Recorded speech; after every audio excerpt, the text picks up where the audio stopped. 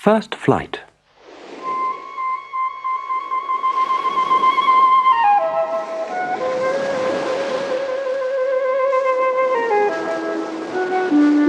The young seagull stood on his ledge, afraid to fly. He took a little run forward to the brink of the ledge and flapped his wings. But the great expanse of sea stretched out far below, and he was sure that his stubby brown wings would never support him. So he turned away and ran back to the nest where he was born. Even when his brother and sister had run to the brink, flapped their wings and flown away, he'd not been brave enough to copy them. Now his mother and father called to him, urging him to fly, threatening to let him starve on his ledge unless he flew. But he simply could not move. For a whole day nobody came near him.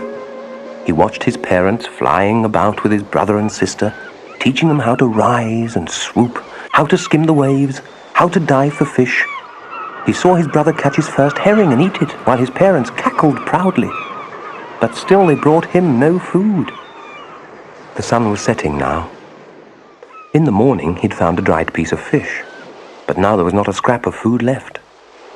He searched among the dirty grass and seaweed of the family nest, even gnawed at the dried pieces of spotted eggshell, the shell he had hatched from. His brother and sister dozed on the cliff opposite. His father was preening the feathers on his white back. His mother was standing on a little jutting rock, her white breast thrust forward. She tore at a piece of fish that lay at her feet, then scraped each side of her beak on the black rock. The sight of the food maddened him. How he loved to tear fish like that, scraping his beak now and then to sharpen it. "Ka, ka, ka!" he cried, begging her to bring him over some food. He kept calling pitifully, and then gave a joyous shriek. His mother had picked up a piece of fish and was flying across to him. He leaned out eagerly, tapping the rock with his feet, trying to get nearer to her.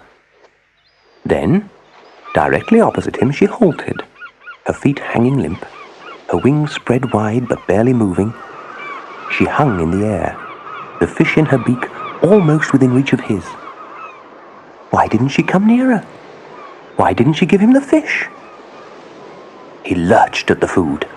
With a loud scream, he fell off the ledge and downwards into space. His mother swooped upwards. As he fell beneath her, the little gull heard the swish of her wings. A terror seized him, and his heart stood still.